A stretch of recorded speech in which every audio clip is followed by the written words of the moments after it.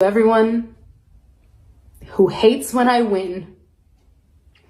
The winged victory came to the Louvre in pieces, and people still line up to see her. And I can only hope that despite my flaws, and despite my cracks and my breaks, and there are many of them,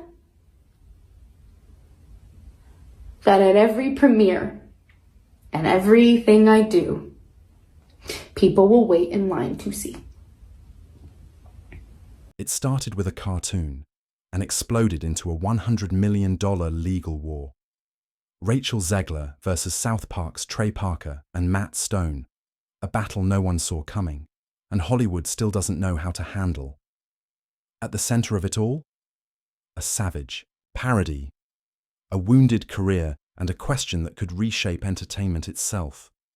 Where is the line between a joke and outright destruction?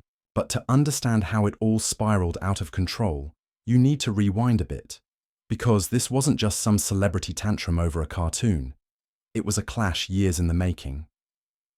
Rachel Zegler wasn't exactly riding high when South Park set its sights on her. Disney's much-hyped Snow White reboot had turned into a pop culture punchline, and Rachel, its star, became the lightning rod for the film's backlash. Outspoken, unapologetic, and caught in the middle of culture war, battles she didn't ask for, Rachel had already faced months of brutal headlines and viral memes. Critics hammered her for modernizing Snow White. Trolls flooded her socials with hate. And then South Park walked onto the scene, flamethrower in hand. True to form, Parker and Stone didn't hold back. In a now infamous episode, a cartoon, version of Rachel strutted through a fantasy kingdom, iPhone in hand, tossing off brutal one-liners about power, history, and Hollywood hypocrisy. The satire wasn't subtle. There were jokes about studio budgets mysteriously vanishing, sarcastic songs about woke remakes, even a jab portraying cartoon Rachel pocketing cash for budget snacks that somehow cost $40 million. Fans howled with laughter. Rachel, not so much. Insiders initially claimed she'd shrug it off.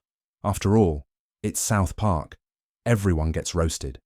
But just days later, TMZ dropped a bomb. Rachel Zegler was filing a $100 million defamation lawsuit.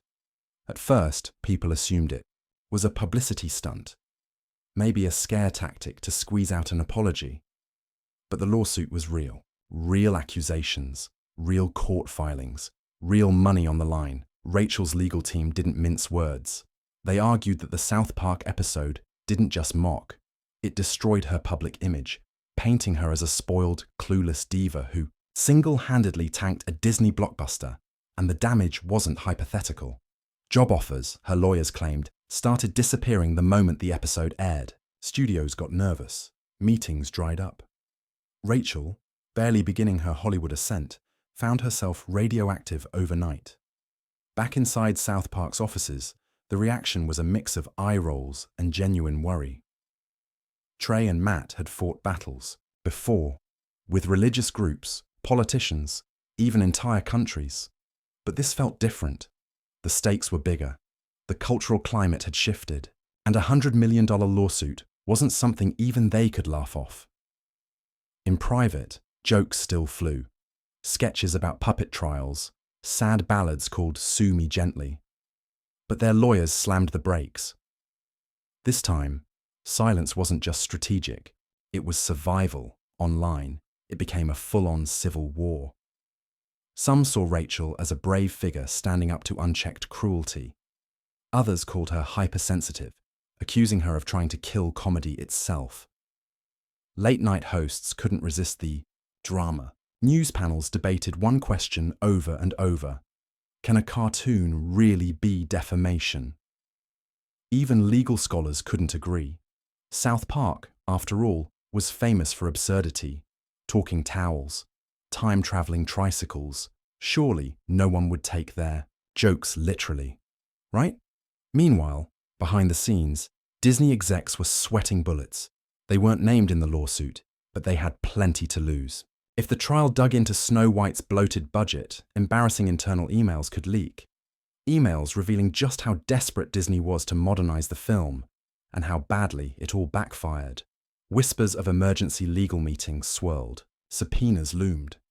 Disney's top brass reportedly urged a quiet settlement, fearing a courtroom free-for-all would only pour gasoline on an already blazing fire. But Parker and Stone weren't budging. For Trey and Matt, settling wasn't just about money. It was about principle. "If we settle now," Trey allegedly told a colleague, "the next joke dies before we even write it." First Amendment defenders jumped into the fray. The ACLU filed a brief backing South Park, warning that satire, even cruel satire, must be protected if public figures can ever be held accountable. If parody could be silenced just because it stung, critics argued, then the powerful could shield themselves from scrutiny forever. Meanwhile, Rachel's team pivoted the narrative. This wasn't about silencing comedy, they said. It was about protecting individuals from reckless character assassination dressed up as just jokes. Appearing on a late-night talk show, Rachel gave an emotional interview. Tearful but composed, she insisted she respected satire, but there had to be limits. "I'm not saying don't make jokes," she said. "I'm saying don't destroy someone's future over something they didn't do." Her vulnerability resonated with many. Others dismissed her as thin-skinned, but either way, the stakes kept rising. By the time the pre-trial hearing rolled around, the case had evolved beyond Rachel versus South Park. It was about comedy, cancel culture, and where, if anywhere, society would draw the line. Reporters packed into the courtroom. Parker and Stone arrived in subdued suits, flashing just a hint of rebellion. Matt wore a tie covered in tiny cartoon cutouts. Trey's cufflinks were shaped like tiny TVs. Rachel entered separately, businesslike but clearly under intense pressure. Arguments raged over the infamous scenes, cartoon studios flinging cash, exaggerated diva antics. Rachel's lawyers argued average viewers could easily mistake satire for fact in today's meme-driven culture. Defense lawyers pushed back hard. "This is South Park, not CNN," they said. "No reasonable person believes a singing cartoon represents reality." The judge refused to dismiss the case. Instead, it would go to a jury, setting the stage for a cultural battle unlike anything Hollywood had ever seen.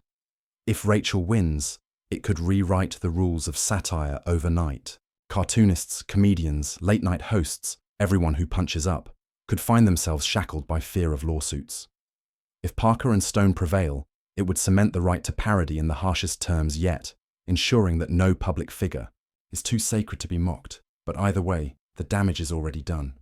Rachel's name will forever be linked to this fight. Parker and Stone now know that even their wildest jokes aren't immune to serious consequences. And Hollywood itself is watching nervously, wondering, how far can you really go before the joke stops being funny? The trial is set. The stakes are enormous. And whatever happens next, one thing is clear.